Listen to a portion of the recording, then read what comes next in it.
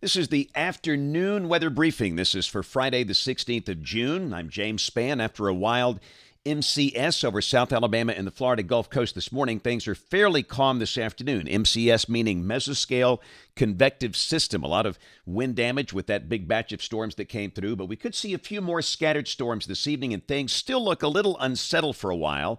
And the tropics are starting to come to life. So, as always, a lot to talk about. This is the upper air look, kind of the big picture. Got the same situation here. We have this trough, an upper low that's over the northeast, ridging over the central U.S., the northern plains, and a trough back in the western states. Here's the visible satellite view. What an improvement for South Alabama. After starting off the morning with severe storms with lots of trees and power lines down, it's a beautiful sunny day for South Alabama and the Gulf Coast. North Alabama, quiet as well. The sky partly to mostly sunny there. And for a change, we have no rain across Alabama. As of this update, doing this live on Facebook and YouTube at 2:28, but we are watching those storms around Memphis and over northern Arkansas. Those could creep in here later this evening, but again, a fairly quiet afternoon. We'll certainly take that. And with the increased amount of sun, heat levels are coming up. Birmingham is up to 90 degrees for the hot spot. Huntsville 88, Mobile 89, Dothan 76 with nearby rain showers. We still have a flash flood watch for South Alabama. That will be expiring this evening. Off to the west, heat advisories and excessive heat warnings for parts of Louisiana and Texas. Again, I do weather for one of the radio stations down in McAllen, Texas, and I'm forecasting a high of 108 degrees early next week. Just brutal. So here's the severe weather outlook through tonight. And again, down here, the slight risk, it's mainly for that MCS that came through this morning. There is a marginal risk as far north as the Shoals and Anniston, and that's for any additional scattered storms that form this evening. But the storms this evening should be fairly scattered in nature. Tomorrow, an enhanced risk over parts of Oklahoma and some of the surrounding states. In Alabama, a chance of severe storms for the southern half of the state. Got a level 2 out of 5 risk south of a line from near Grove Hill to Greenville to Eufaula. A level 1 out of 5 risk as far north as Tuscaloosa, Wetumpka, and Phoenix City. And again, tomorrow, yes, there'll be storms about, but it's certainly not going to rain all day. But where they do form, they could be strong for the southern half of the state. And then on Sunday, which is day 3, we have the standard slight risk, level 2 out of 5 for parts of west and southwest Alabama. A level 1 out of 5 marginal risk for the rest of the state. And again, we'll go through the modeling here in a moment. Here's the rain for the next 7 days. And keep in mind, this counts the rain we saw this morning. For most of the state between now and Friday morning of next week, rain amounts between 1 and 3 inches. And look here. Got a tropical wave emerging off the coast of Africa. The Hurricane Center giving this a 20% chance of developing in the short term and now a 60% chance of becoming a depression or storm over the course of the next 7 days on the journey across the Atlantic. You typically don't see these type systems until late July, August, and September. This is the probabilistic outlook from the European Ensemble. And, of course, we're watching the area there in the central Atlantic. That is the probability of tropical depression formation. And the numbers are relatively high. Seems like it will be gaining latitude as it approaches the Leeward Islands.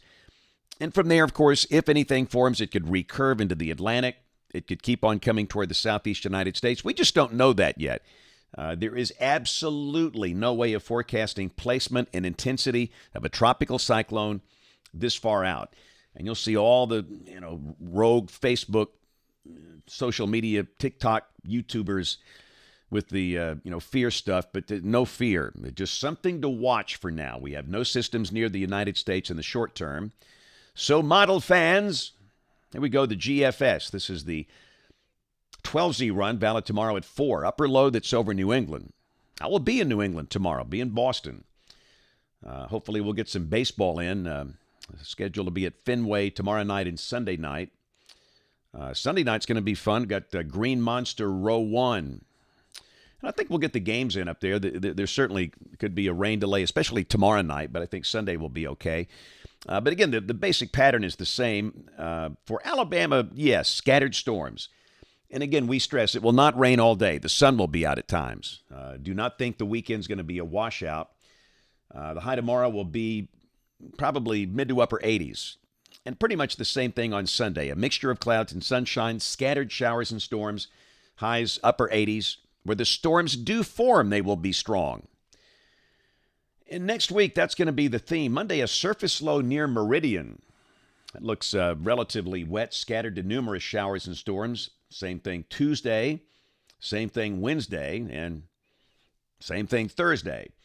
So again, the pattern looks relatively wet next week. But again, we stress this is not a continuous rain. Rain distribution very uneven, but we'll have rain around every day. And this is a week from today, Friday the 23rd. There's an upper low that's just off the Louisiana coast. And again, a deep pool of moisture, a moisture-laden air mass in place. So a number of showers and storms around. Let's go out 10 days. Pattern begins to shift a little bit. This is Monday the 26th. We have an upper high this over the southwest.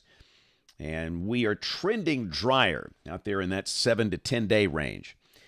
Check rain for Birmingham coming off the GFS ensemble. The mean is the green line, about 3 inches between now and the 1st of July. Temperatures below average most days because of clouds and showers. You can see highs generally in the 80s, and this is for Birmingham. Your number could vary. And creeping back up toward 90 around the 25th and 26th of June. And hot off the presses. Got the brand new 8 to 14 day guidance for June 24th through June 30th. And if this is right, temperatures around here could be near or maybe a little above average.